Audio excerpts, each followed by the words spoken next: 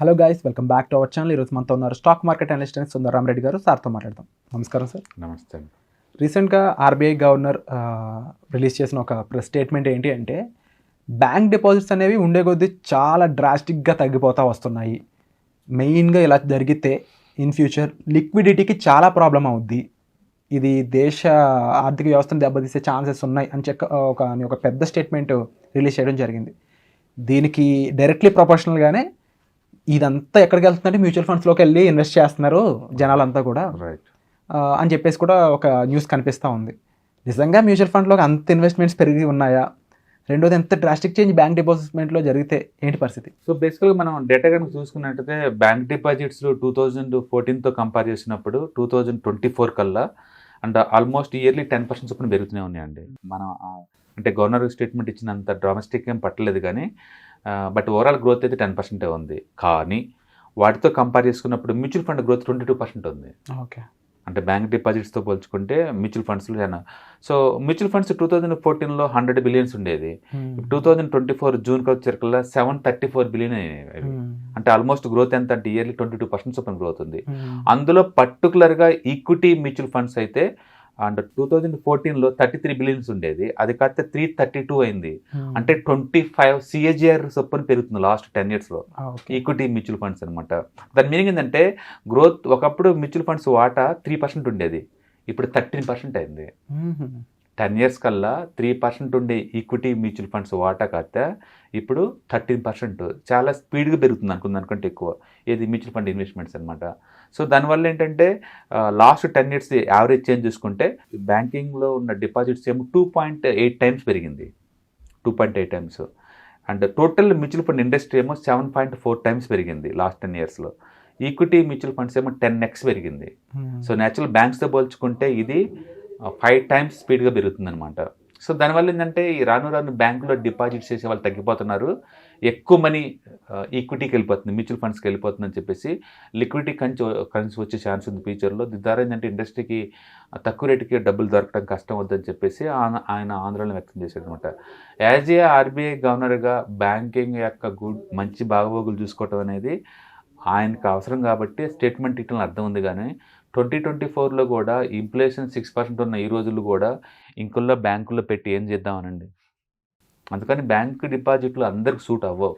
But ఇలాగే వెళ్తే ఆర్థిక వ్యవస్థ దెబ్బతినే అవకాశం ఉంది, లిక్విడిటీ ఉండదు అనేది కూడా నిజమే కదా సార్. ఎప్పుడైనా ఏంటంటే ఎవరి బాగోగులు వాళ్ళు చూసుకోవడం బెటర్ అనమాట. మరీ ఎక్కువ దేశం గురించి ఆలోచించకూడదు. ఇక్కడ ఏం ఉండదు. అంటే లిక్విడిటీ లేదు అనుకున్నప్పుడు ఏం జరుగుద్ది అంటే ప్రపంచవ్యాప్తంగా డబ్బులు వడ్డీకి తెచ్చుకోవచ్చు అండి. ఇండియాలో రాకపోతే అమెరికాని తెచ్చుకోవచ్చు, అమెరికా లేకపోతే రష్యాని తెచ్చుకోవచ్చు. ఎక్కడ మనకి నెగిటివ్ ఇంపాక్ట్ అనేది ఉండదు, ఎక్కడే ఉండదు. ఎందుకంటే అన్ని కంట్రీలు సర్ప్లస్ మనీ ఎక్కడైతే ఉన్నాయో అవి తక్కువ ఉన్న చోటుకి వడ్డీకి ఇస్తాయి అంతే. సో ఇండియా వాళ్ళు నిజంగా డబ్బులు కావాలనుకున్నప్పుడు బయట ఎక్కడి నుంచైనా మనం తెచ్చుకోవచ్చు అనమాట. ఆ డిపాజిట్లే అవసరం లేదు. ఓకే. అండ్ రెండోది, జనాలకి ఎక్కువ డబ్బు సంపాదించుకునే రూట్ ఉన్నప్పుడు దీంట్లో పెట్టాల్సిన అవసరం ఏం లేదు. ఇప్పటిదాకా ఇన్నోసెన్స్ వల్ల పెడతారు. బ్యాంక్ డిపాజిట్స్ ఎవరికి అంటే స్టేబుల్ ఇన్కమ్ కావాలి, నేను ఆల్రెడీ అల్ట్రా రిచ్, నాకు ఇన్ఫ్లేషన్ నుంచి ప్రొటెక్షన్ కావాలి, లేదా నాకు అర్జెంట్ నీడ్స్ ఉన్నాయి 1 monthలో, ఇది ఎక్కడైనా పెడితే మళ్ళీ తిరిగి వస్తే తెలియదు, అలా ఒక ఎమర్జెన్సీ ఫండ్ లాగా ఇలాంటి రిక్వైర్మెంట్స్ కోసం క్రియేట్ చేసినవి. అంతే తప్ప మీ ఆస్తులు 10% దీంట్లో పెట్టాలని రూల్ ఏం లేదు కదా. బట్ దానికి కూడా ఎంతో కొంత ఇండెక్స్ ఫండ్స్ రూపంలో ఆ ఇబ్బందిని కూడా, ఆ లోటును కూడా తీర్చేస్తున్న విషయాలు కొన్ని ఉన్నాయి. నేను అంటుంది అదే. మరి ఏదైనా కావచ్చు, ఇవాళ రేపట్లో ఈక్విటీ అసెట్స్లో మంత్లీ 2 to 5% వస్తుంది. ఈ రోజుల్లో బ్యాంకుల్లో 7% కోసం 1 year పెట్టాల్సిన అవసరం ఎవరికి లేదు. ముందు రోజు అసలు పెట్టరు కూడా. అందుకని రాను బ్యాంకింగ్లో తక్కువ అయ్యి ఆ ఎక్కువ డబ్బులన్నీ ఈక్విటీ కొలుస్తాయి. దాని అర్థం ఓవర్ నైట్లోనే బ్యాంకింగ్లో డిపాజిట్లు ఎవరు చేయరని కాదు. లాస్ట్ 1 yearలోనే 18 లక్షల కోట్లు పెట్టారు బ్యాంక్ డిపాజిట్స్. 18 లక్షల కోట్లు. మ్యూచువల్ ఫండ్స్కి వచ్చింది జస్ట్ 3 లక్షల కోట్లేనండి లాస్ట్ ఇయర్ మొత్తం మీద. అందుకని దాన్ని రీప్లేస్ చేసి దాన్ని భయం ఏం అవసరం లేదండి. టైం పట్టొచ్చు, చాలా టైం పడుతుంది. కాకపోతే ఒకటి, బ్యాంకుకి అనుకున్నంత డబ్బు రావట్లేదు. ఈ 2024లో కూడా 9% బ్యాంకులో వడ్డీని ఆఫర్ చేస్తుంది. అంటే మీనింగ్ ఏంటంటే వాడి దగ్గర షార్టేజ్ ఉందని అర్థం. సో ఏదైనా కానీ దేనికి గుర్తంటే ముందు రోజుల్లో బ్యాంకింగ్ డిపాజిట్స్ బాగా డ్రై అవుతాయి, తగ్గబోతున్నాయి. అండ్ అదే టైంలో ఈక్విటీ మ్యూచువల్ ఫండ్స్ సైజ్ రాబోతుంది, స్టాక్ మార్కెట్ ఇంకా ముందు పోద్దని ఆ స్టేట్మెంట్ సారాంశం అనమాట. ఓన్లీ ట్రాన్స్ఫర్స్ మాత్రం బ్యాంక్ యూజ్ అవుతుందంటారు. నేను అంటుంది మీ ఫైనాన్షియల్ గోల్స్ని బట్టేసి మీరు బిహేవ్ చేయాలి తప్ప అందరికీ పనికొచ్చేలాగా లూజ్ స్టేట్మెంట్ మనం ఇవ్వలేము. ఓకే. మన రిక్వైర్మెంట్స్ కనుక నేను అల్ట్రా ఇచ్చినాను, ఈక్విటీ మార్కెట్ రిస్క్ నాకు వద్దు అనుకుంటే బ్యాంక్లో పడేస్తాను. నేను వెల్త్ క్రియేషన్ కావాలి, నాకు వెల్త్ ప్రొడక్షన్ నాకు వద్దు, డెఫినెట్లీ మార్కెట్స్ అప్పుడు నేను మార్కెట్లో వస్తాను. అందుకని ఎవరి రిక్వైర్మెంట్ వాళ్ళు చూసుకుంటారు. అంతే తప్ప అందరూ బ్యాంక్ డిపాజిట్ పెట్టండి అంటే ఎందుకు పెడతారండి? 6% ఎవరు పెడతారు చెప్పండి? సో ఓవరాల్గా మనం అర్థం చేసుకోవాల్సింది కూడా ఒక వైపు డెవలప్మెంట్కి వెళ్ళాలి అనుకున్నప్పుడు, సెల్ఫ్ డెవలప్మెంట్ చూసుకోవాలనుకున్నప్పుడు కొన్ని విషయాల్ని చూసి చూడనట్టు దేశం కోసం చూసినా సరే ఈక్విటీ మెటర్ బెటర్ అండి బ్యాంకులతో పోల్చుకుంటే. ఎందుకంటే బ్యాంకు వ్యవస్థ వాళ్ళు మనీ రిక్వైర్మెంట్ కావాలంటే ఇక్కడ కాదు ఇంకోసారి తీసుకొస్తారు.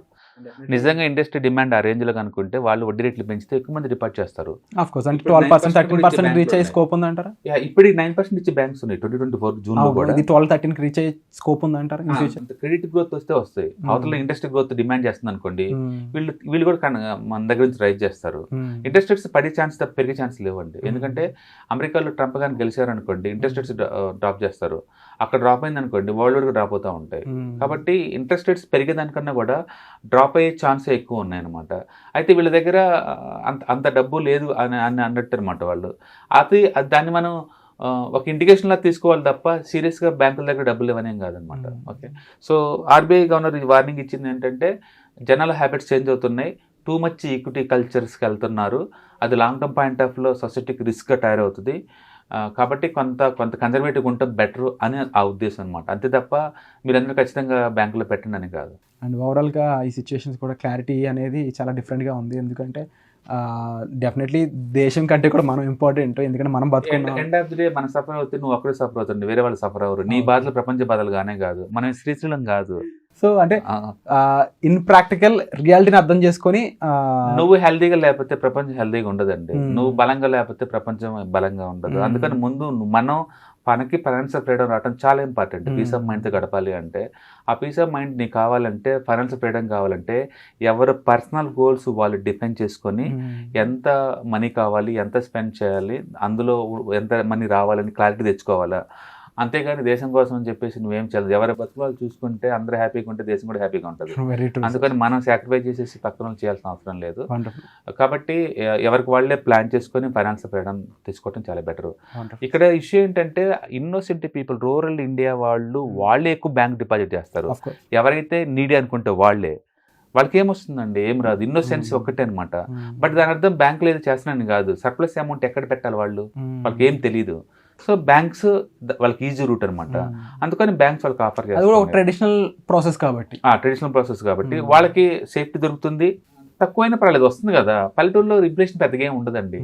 కాబట్టి మన సిటీ ఇన్ఫ్లేషన్ దాంతో కంపేర్ చేయాల్సిన అవసరం లేదు. కాబట్టి పల్లెటూరు ఎన్విరాన్మెంట్కి అది ఓకే అనమాట. 9% బ్యాంక్ అంటే it's one of the best interest rates అంతే రూరల్ ఇండియాకి. సిటీ వాళ్ళకైతే 1 or 2% ఎక్స్ట్రా ఇస్తే ఓకే అనమాట. But end of the day uniform ఉంటాయి కదా రేట్స్ అన్నీ కూడా. అందుకని 9% దగ్గర మనం తీసుకొస్తే, అన్ని బ్యాంకులు కాదు, కొన్ని స్మాల్ ఫైనాన్స్ బ్యాంక్స్ అయితే 9 వరకు ఆఫర్ చేస్తున్నాయి. అవి రూరల్ ఇండియా వాళ్ళకి కరెక్ట్ సూట్ అవుతాయి వాళ్ళకి. ఎందుకంటే ఇన్ఫ్లేషన్ 5%, 6% తీసేయంగా నెట్ 2-3% మిగులుతుంది కాబట్టి అవి వాళ్ళకి సూట్ అవుతాయి. కాబట్టి బ్యాంక్ డిపాజిట్స్ వాళ్ళు చేసిన అర్థం ఉంది. సిటీలో వాళ్ళకి ఇన్ఫ్లేషన్ ఎక్కువ కాబట్టి స్ట్రిక్ట్లీ బ్యాంక్ డిపాజిట్స్ నో, ఎక్కువ రిటైర్మెంట్ నుంచి దగ్గర పెట్టుకోవడం బెటర్. అగైన్ మళ్ళీ పర్సనల్ చాయిస్, మీకు ఏ టైప్ కావాలి అనే దాన్ని బట్టి అనమాట. మీరు ఓల్డేజ్ దగ్గరగా ఉండి అంటే స్టేబుల్ రిటర్న్స్ కావాలి, సేఫ్టీ సెక్యూరిటీ కావాలనుకుంటే yes, bank deposits one of the best. Wonderful sir, thank you so much for the information.